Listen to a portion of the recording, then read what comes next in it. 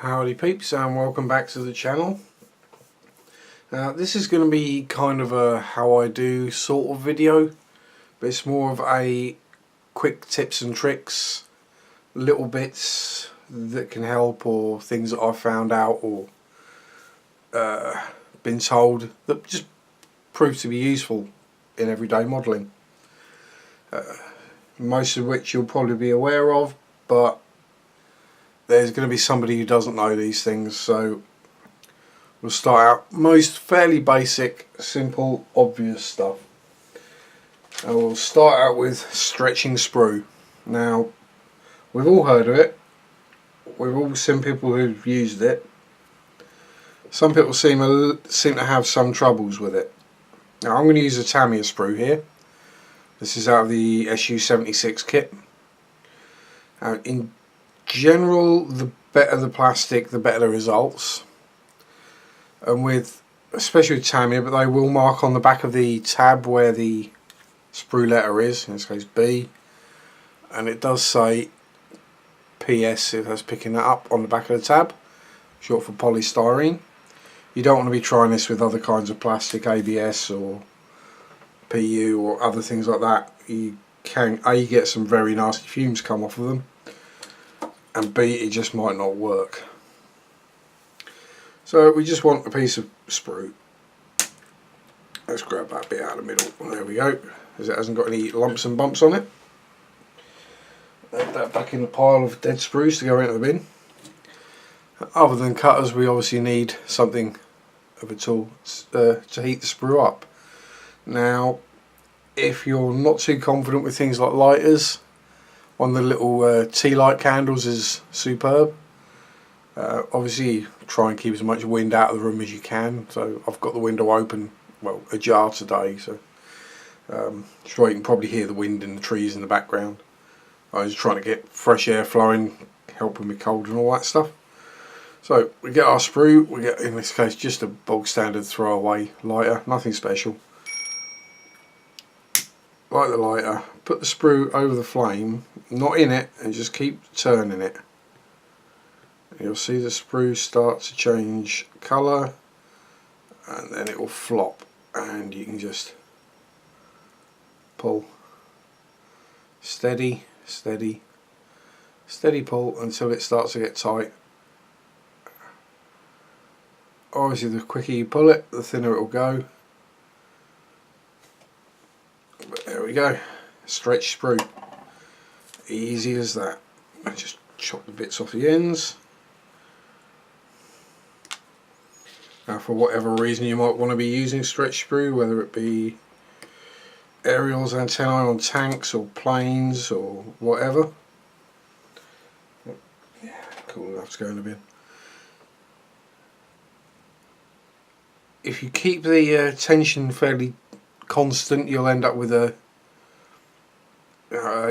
fairly conformal diameter. It'll end up being about the same thickness all the way down. I was trying to look for a more scientific term and confusing myself. And as I say, you probably can't actually see that, but it has, as I say, stretched out quite happily. No worries. It's nice and flexible. It's not going to snap on me. I can pretty much screw it up in a ball, and it springs straight back out again. So, simple tip number one. I say, if you're not too sure on it, just practice it a few times. As a modeller, you will end up with bunches of spare sprue, and another thing you can do with it, if you get it thin enough, is you can actually twist it as well. You do need to run a bit of a tet down it once you've got it twisted. You can use it to kind of look a little like a twisted cable or rope or something. But yeah, just one of those little tips. Right, next one I've got. We've all been there, we've got a model plane or we've got to mask it. Let's grab something that's not quite so hideous as that. Let's grab a paint mule, which has had about 3,000 coats of paint on it and all sorts of excrements. Let's turn it upside down so you get even nice weirder colours. Yes, brass and metallic blue. But let's say we want to mask out our camouflage and we're looking at our marking guide and we're looking at our plane and we've got our masking tape. We're going, how do I cut that to that shape? Doing it by guesswork never really works. So what you can do is you can take your picture from your instructions and you can work out, well, it's probably going to be better to do it on the top. You can say, well, the first colour comes in just past that panel line, curves across about halfway down that panel line, curves around a bit and then ends up at the end of the flap elevator, whichever it is, can't remember. Now that's fine and all dandy knowing how that goes, but how do you transfer that to the plane? Well, you know this piece of tracing paper that we get with our decals every time that they use to cover it? That's the trick I use. We hold it in place over the part we want to do, and because it's see-through and your plane is probably not just painted black so you can actually see things like where the panel lines are, you basically draw where the camo goes. This is obviously not going to be anywhere near correct, we're just making it up with a bit of overlap front and rear, and make a mark. That's the side you want to mask. Right, so we've taken it from the picture, we transcribed the shape to the plane. Now what we do, flip tracing paper over and go over the line again on that side, and I went completely wrong, but never mind. Okay. Just again mark it, that's the side we want the tape for, and I will just go over this again just to make sure you've got plenty of graphite on there. Now what we do is we got our masking tape and we stick a bit down on the cutting mat or whichever surface you're working on. I tend to actually do this on a piece of glass, just makes life easier. And going back to what was our original side, is we flipped it over and drawn on the back, literally just run over that line again with the pencil,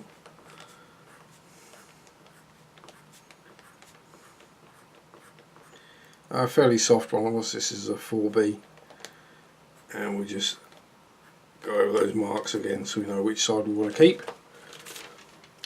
And it may not show up too well there, but there is a marking on that piece of tape showing me where my mask lines are. So I'll start at that end and I'll just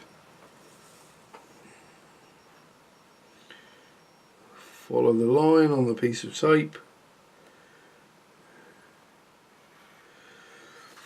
Now because we've also marked which side we need to keep, that makes life easier.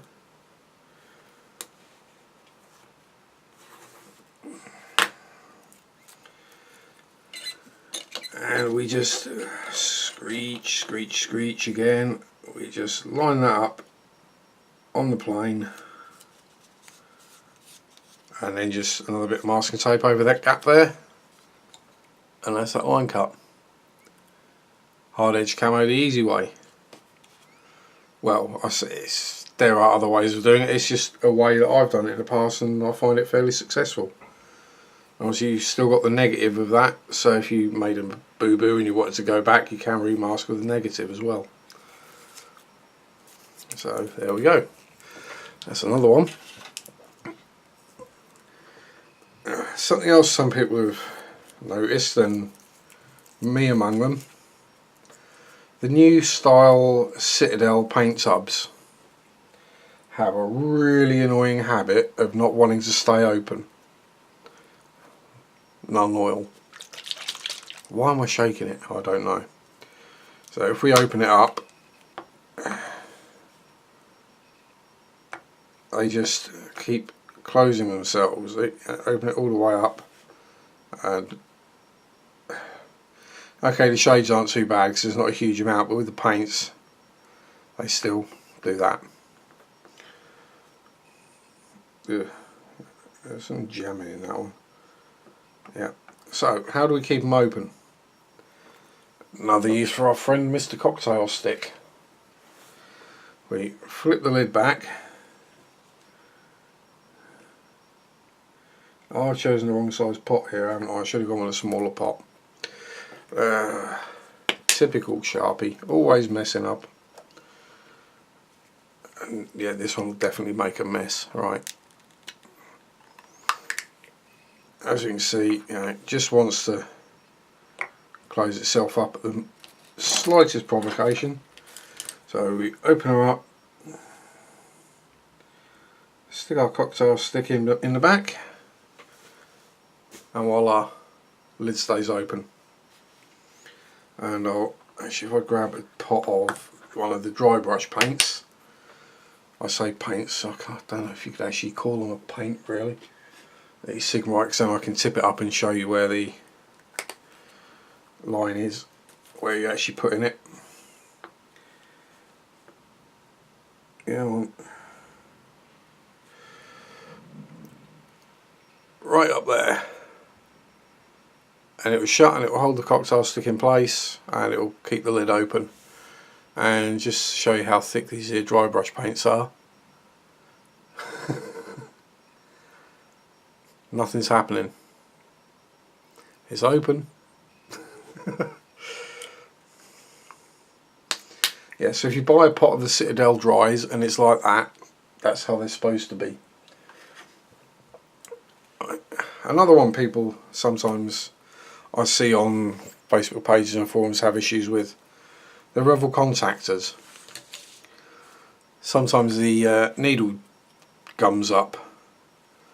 I've seen all sorts of solutions, from getting a hypodermic needle and shoving it down and all sorts. I don't think this one is actually blocked. I will just check, it might be, you never know, it's been a while since I used it. No, it isn't. But all you need to do, if it's blocked, literally just run your lighter over it and it'll unblock it. Just literally a couple of seconds, you don't need any more than that. And don't squeeze it while you've got the lighter near it or you will end up with a flamethrower. Again, that'll unclog those almost instantly. Another thing, the decal solutions, Microset and Microsol, too far back. Makes a change. I normally come out this side of the frame rather than that side. As you can see, they do the job. They're great products. They're very tall, very narrow bottles, which when you're dunking a brush in and taking out are very easy to knock over, and you end up with what is virtually an empty bottle. Solution to this, and this is a the cocktail stick trick I heard from John Moore over at John Moore Scale Models. Go check him out. And this one is courtesy of Paul Bretland at International Scale Modeler, ISM. And this is the Derwent, or they Dale Rowney, the ones I've got, they're Derwent. There are several companies that make them, and they're called water brushes. They're for people who do watercolour painting. Basically, you're supposed to just fill them with water, and you can use them to blend your paint, mix your paint, whatever watercolour artists tend to do. All I've done, as instructed by Paul, is this one is the Micro Set, this one is the Micro Sol, and that one is Walther's Solver Set. So 1, 2, 3, the order I use them in. And I'll pop the lid off. Good tight sealing lids. They don't leak. He says that one's got a load in the nib, but that's because it's been installed that way up. Give it a shake. There we go.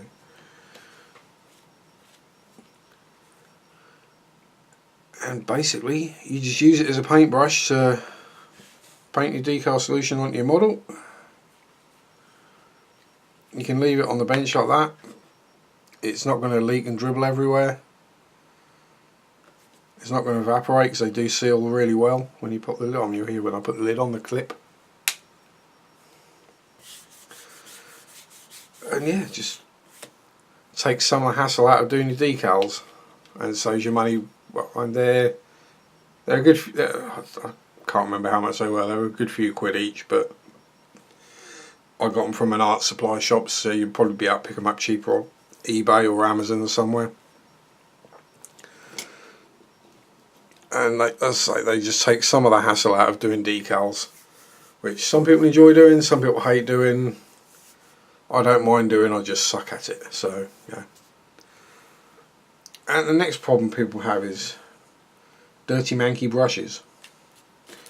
Well, we all have a pot of water on our bench for pretty much the express purpose of cleaning paintbrushes in. What I also do is have a little pot here, which I think is actually an old Model Master enamel paint, or it might be a Pactra, I can't remember, one or the other. I'm sure someone will know exactly which one it is. And all I've got in there is some UMP airbrush cleaner, so whichever your airbrush cleaner of choice is, and it's mixed in with a little bit of cellulose thinner as well.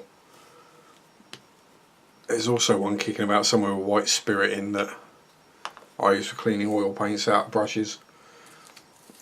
So we've got the worst out in our water.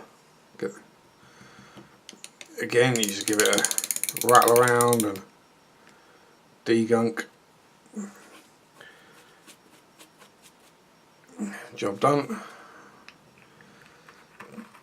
But sometimes your brushes do just get really manxome and nasty, or just, you know, need a new lease on life. That's where I apologise, you can't really see what it is. This is the Masters Brush Cleaner and Preserver. Cleans oil, paint, watercolour, acrylic and stains. It's basically a jar full of paint soap. Now what we do is get our brush, dampen it, and we just run it about and hit. I mean, you can see by the colour in here that there's plenty of gunk come out the paintbrushes I've cleaned in here in the past. And we just run it about, making sure we get the soap all the way up into the bristles, all the way up to the ferrule. You can see the black gunk coming out of that, and then just rinse it off in our water.